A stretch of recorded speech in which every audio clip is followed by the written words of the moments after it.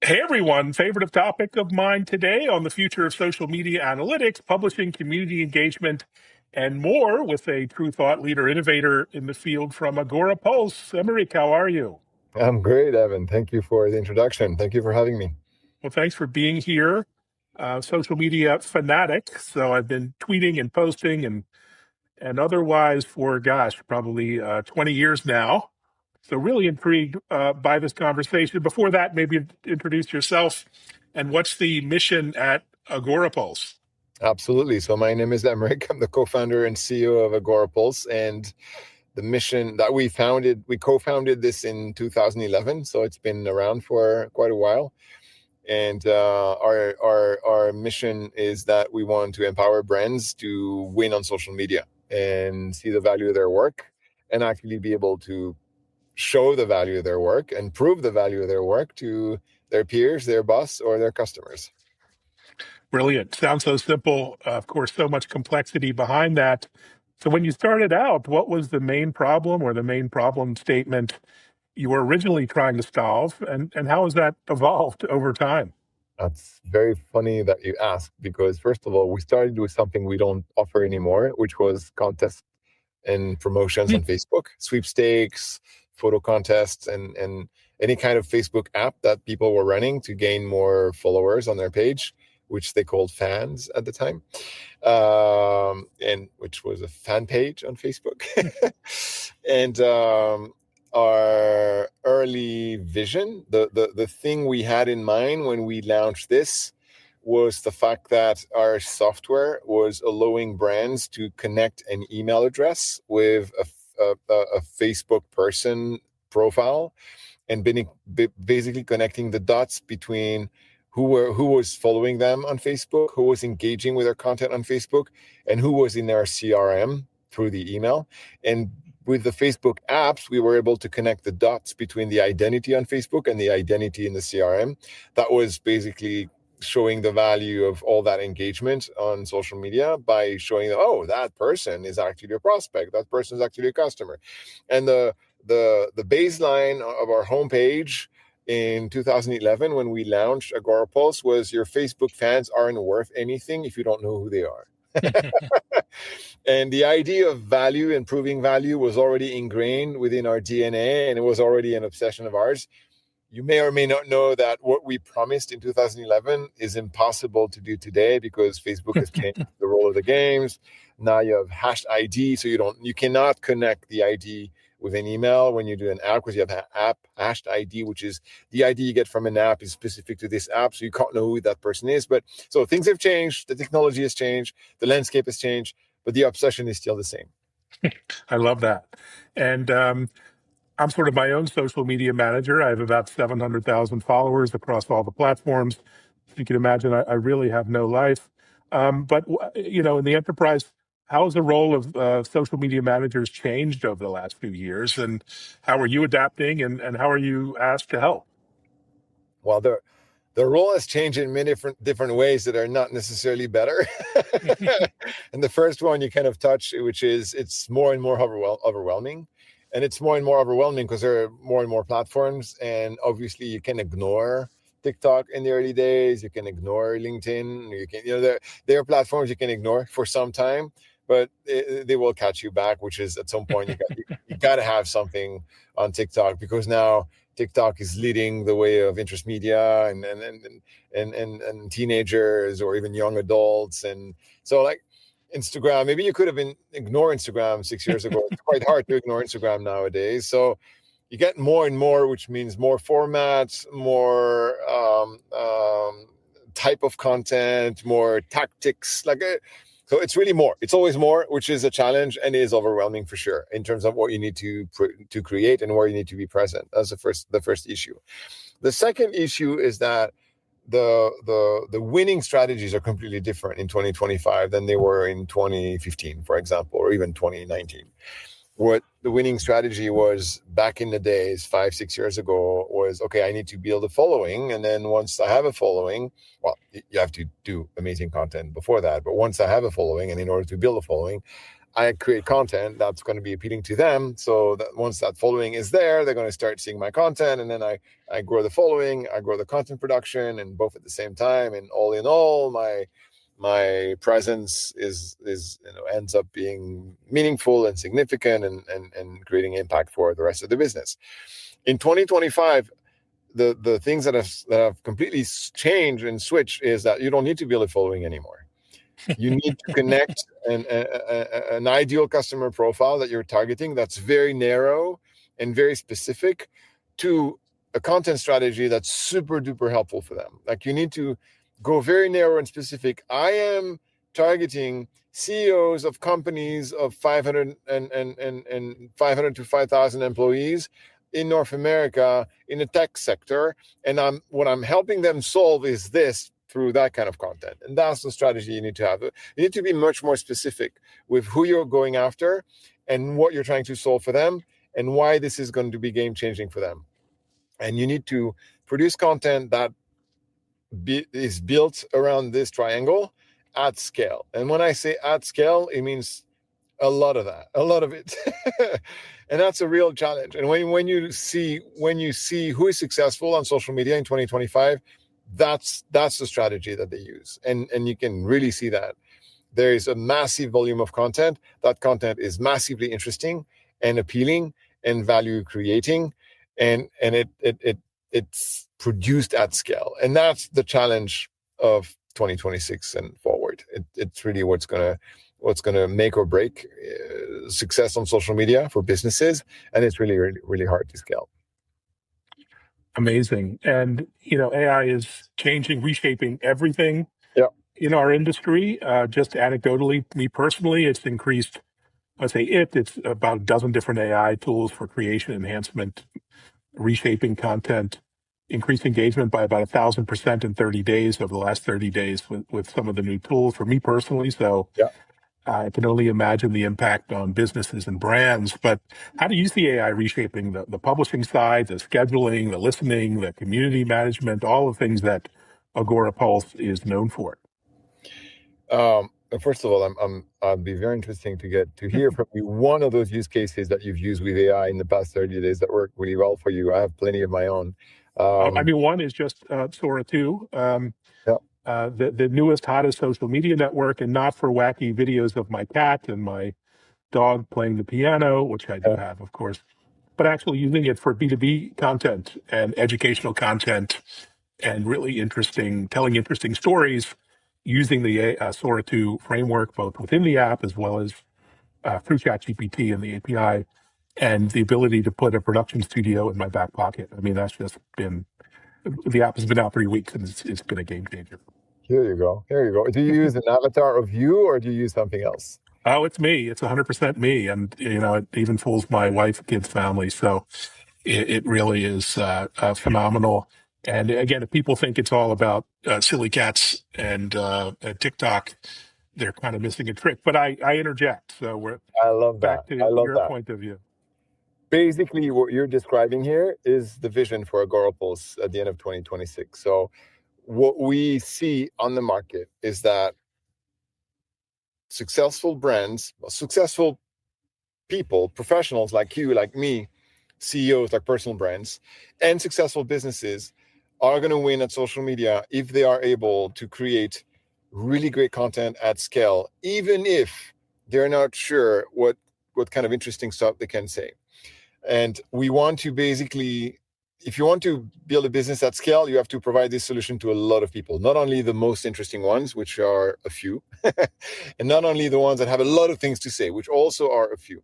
You need to be able to help those who don't exactly know what they should be talking about, those who don't exactly know what content they should be posting, those who don't really enjoy being in front of a camera or shooting camera with their iPhone, 3 times a day, which is the silent majority of people.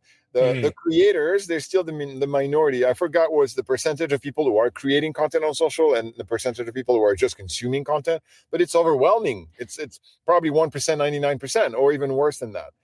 So if we want to build a sustainable business, Agora Pulse, as a social media management software, we have to provide solutions not to the 1% only. It'd be great if we do the 1%, but also to the other 99%. So with AI, I believe that's my vision, and that's what we're going to build moving forward. I believe that anybody can create very interesting content for a very well-defined ICP at scale, even if they don't know yet. They don't know it yet. That is my belief. And that is because I think every successful business, and obviously if you're an unsuccessful business, social media is not going to save you, but every successful business has stories to tell, has expertise, and has things that they can share with the world, and the world being their ICPs, the people they're selling to, or the ideal customer they're selling to.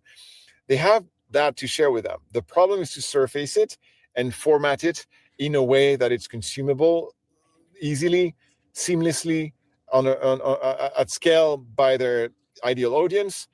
And the problem, they don't know how to do that. So I think AI can absolutely do that for you, and or help you do that in the early days. In 2 or 3 years from now, this avatar of you who is delivering amazing content on its own with you sleeping or sipping a cocktail on the beach is totally happening. There's no doubt. And I think that's what AI needs to do for social media pros. I mean, helping them extract the value they have and they don't know they have, or at least they don't know how to spit it out or how to format it.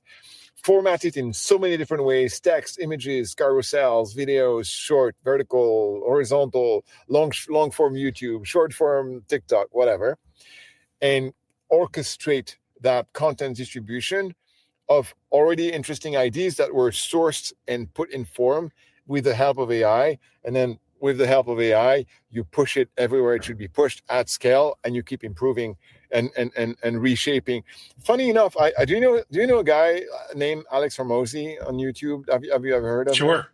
Yeah. Very, very well known. I know him. I was in one of his workshops 2 weeks ago in Vegas. And when you follow Alex and Layla, his wife, they're super successful. They're tremendous stars on YouTube, only posting about business content, which is amazing, having millions of followers just on creating businesses and winning at business. When you look at their content, it's not that they're repeating the same things all the time, but they're saying the same things in different ways. Like there's a lot of, oh yeah, you should do more of the good things. And their content it's not novelty every day. The same concept keeps coming back, but they come back a little bit differently, with a different angle, with a different experience, with a different story.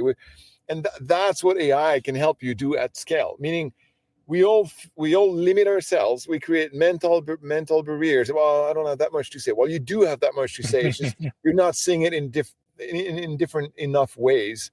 So people, sorry, I'm rambling, but do you know what's the most important job of a company leader, a CEO, a CMO, a CRO, and so on? It's to be a CRO, i.e. a chief repeating officer. And what we don't do enough as leaders is repeating ourselves, getting the message across again and again and again and again, our values again and again and again and again. And I think we underestimate how many times we have to say the same thing in different ways, through different format, through different channels, so people finally get it and understand it. And I think that's what allows for a lot of social media content, and AI will be amazing at that. This is the core message. Can help me share this core message in 10 different ways through 10 different videos. Boom. I'm pretty sure it's going to do an amazing job at that. And it does today. Another bit of a tip or trick, a hack, is to drop this video that we're recording now into Notebook LLM by There you Google. are. Yeah. And it will create probably the best explainer video, infographic video that you'll ever see. That's something that would probably cost you $10,000 to create Yep. and produce back a couple of years ago Game for changer. free. Yep. So I'll do It's that free. after this post, and we'll see how good it is. And of course, for B2B, it's great because people want information, they want education, they want to be not just entertained, but informed. And this is a great tool to do that. But back to the grind of social media, it's not all fun and games. Things like reporting and analytics are a real grind. They're really difficult across platforms, and it makes every social media manager's and influencer's life hell. But those are two areas of value add and differentiators for you at Agorapulse. What kind of insights do they provide, and how can brands find value from those data analytics? that's the thing where AI is an absolute game changer as well. Because what social media management software such as ours or Hootsuite or Sprout Social or all the big names in the space have done for many, many years, we've all done the same thing. We give you a great bar chart, a great pie chart, a great graph, lots of colors. They look good. They make you look good. You want a beautiful PDF you can serve to your boss that he or she will not understand? Here it is. But social media reporting, the same way as any kind of reporting, if you want my opinion on reporting in general, was a beautiful visualization of results that you didn't really understand what they meant in terms of impact and in terms of insights. What AI does with all this, you still have that because people want that. They still want to PDF them and send them and share them and so on and so forth. But what AI does, it goes behind this and it gives you the actual insights. What actually worked? What should you do more of or less of? And that's what a business analyst or a data analyst should have done with those graphs, but nobody was doing that because nobody was doing data analysis on their social media reporting. Nobody ever never did that. Maybe in some Fortune 500 company, there were a dozen of guys doing that. I'm not even sure. But the 99.99% of our businesses, they were not doing data analysts on that. And now you have a data analyst at the tip of your finger. You can press a button and say, okay, tell me, what do I need to know about my social media results? What do I need to do more of? What do I need to do less of? What is actually successful and what is actually not? And for example, now in our reports, we have a AI summarizer. You go in your reporting and you click summarize with AI, and AI is going to tell you, this is what worked in that time frame that you exposed to me. This is what didn't work, and this is what you should be doing instead. And that is the power of AI, which is the it's not giving you raw data that you don't know what to do with anything about, and it's giving you what you should do about it. And that's the value of analytics, in my opinion. And before AI, this was impossible. The cost of analyzing that data was so high that nobody was doing it. Now the cost is cents; it's nothing. And so people are going to tell you, "Oh, you're destroying the environment," and with all these hosting centers and your ChatGPT requests. Yeah, sure, but we can do so much with that was impossible before. That's game changing. On the analytics side, that is the game change. It's the insights behind the graph. Fantastic. The other trend I think we're all seeing is doing more with less. In particular, social teams are often stretched very thin. Um, Even the most junior people tend to be assigned to social media, which always shocks me. Is working with global 2,000 brands and the size of their social teams. I mean, one or two or a few people. It's just amazing. How do you help them? These teams work smarter, not just harder. Yeah, well, smarter, no, just harder. Is the core value prop of our industry, which is we're going to help you reply faster by suggested replies, by pre-built replies, by prioritization engine in your inbox. I think we've built the best inbox in the market. We were the first one building a social media inbox in 2014.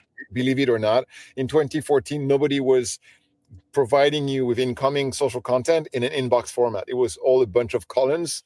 You probably remember TweetDeck or Hootsuite that were eating the pack back then. It was a bunch of columns, sometimes dozens or hundreds of them. When you wanted to manage your incoming comments, reviews, DMs, PMs, you had dozens and dozens and dozens of columns to go check. We invented the social media inbox thinking that this is overwhelming. This is not right. They should behave like an email. And, Sprout Social copied us in 2016, and Hootsuite copied us in 2019, and now everybody and their sister has a social media inbox. But we kept improving it, and our social media inbox can be completely customized. You can decide exactly what you want. You can filter by sentiment, by urgency, like all sorts of stuff that makes the inbox the absolute weapon to save time and just get to what needs to be done, and let automation handle the rest. So automation, now AI on top of automation is 10xing automation, because now automation is smart. Before it was dumb. If you see this word, then do this. With AI, it goes way beyond this and way above that. So that's going to be game changing as well. It's already game changing, but it's going to get better and better and better. On the engagement piece, on the content posting piece, social media schedulers or social media, like they built their business model based on that. Oh, instead of going on each of those platforms and click and post, schedule everything, spend 2 hours, and then you're done for the week. So that value prop is still there, but with the new generation of social tools, and especially what we're gonna build in 2026, that is going to be not only a time saver, but also like more quantity without having to be on social all the time, but also much better quality. But I think the innovation is not going to come from the ability to schedule, which is already there, and that cannot be completely changed. It's going to be from the ability to do it at scale with super high quality of content. That, I think, that's going to be the change. Today, if all you want to post on social media is amazing short videos with overlaying text and emojis and fun stuff and music and this and this and that, the amount of time and editing you have to do on CapCut is overwhelming. With AI, that is going to be saved. So that's where the savings are going to come from. What I think is going to happen in social in general is that agents are going to do your work, and they're going to ask you to validate your work, the work that they've done. So you're going to be a boss and not a worker bee anymore. Anybody working on social media is not going to go and reply or use that save reply or confirm that proposed reply from AI. It's going to be about, here are all the things that happen on your social accounts since you last logged in. This is what I'm advising you to do: confirm, infirm, modify, next. And the UI of the products are going to change, because doing this requires a completely different user experience than going in and clicking through a bunch of buttons and doing a bunch of actions within a software interface. So I think slowly we're going to see the interactions between us and our users change drastically from let me do the work to let me control the work that the machine has done for me. Hallelujah. Can't wait for that vision to come Yeah. into reality. You mentioned what's next. What can you give us a peek into your roadmap, or what's next? What can users expect in 2026? Yeah, well, first of all, we already have a bunch of AI everywhere, but if you ask me, to me, they look more like proof of concept here and there that we've added, like the one we have on our reports, the suggested replies. We have our inbox. We have an AI assistant to help you improve the content you've already created, the text-based content you've already created. And if you look at the industry, everybody has done the same thing. We have an MCP where you can connect Claude or ChatGPT and query your social data and say, okay, what's going on with my accounts? Please give me the answer. What should I do? Like all that can be done through ChatGPT or Claude. So, and you look at everybody's in our space AI strategy and plan. They all look the same. They all feel the same. So I think someone has to take the lead and lead the pack and be an agent of change when it comes to AI and what we do. So what we already have coming at the beginning of 2026, so towards the end of the year, the beginning of the year, is very focused on LinkedIn, B2B, and thought leadership on LinkedIn for B2B companies, because we are the persona. So we said, if we're going to do something, why not be the main beneficiary of that? So that's going to come very early in 2026, which is going to be the ability to create amazing LinkedIn posts, thought leadership posts at scale on the very topic that you want to be recognized as a thought leader for, as a business or as a CEO or as a creator. So that's coming very early on, and then we're going to start expanding that. It's going to be text first in the early days, and we're going to start expanding that to visuals, carousels, and videos, and then we're going to start expanding that to other social networks. What I really want to nail in 2026, I want to nail use cases. So the first use case, thought leadership on LinkedIn for CEOs or C-levels and businesses, because I can go to a business and a CEO and say, I want to help you do this because you are that. Does that make sense? And I want them to say, oh, yeah, it does. I understand what you're trying to solve and what you're trying to give me as a value. Let's go and let's do that.